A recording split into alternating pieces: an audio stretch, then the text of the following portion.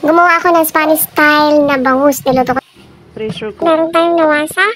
Lalagyan natin yan ng asin. At ibababad natin yung ating bangus. Ng mga 30 minutes. Babad lang natin yan siya dyan. Diba? Nalipong na yung ano. yung bangus. Kaya lagay natin siya. Hayaan natin ng mga 30 minutes. Mag-arrange naman tayo ng ating pressure cooker. Lagyan natin ng carrots.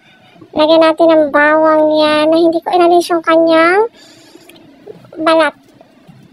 Ayan, paminta, tsaka laurel, dahon ng laurel. Ayan.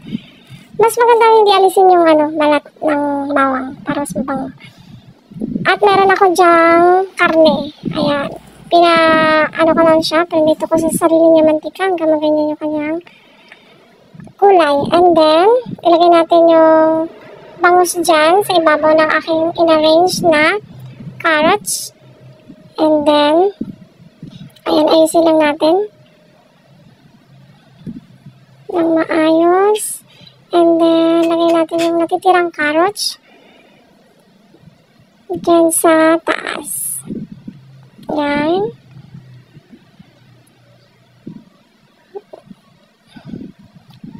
Lagay natin ng sili at saka lagay natin yung karne na pinirito natin dyan.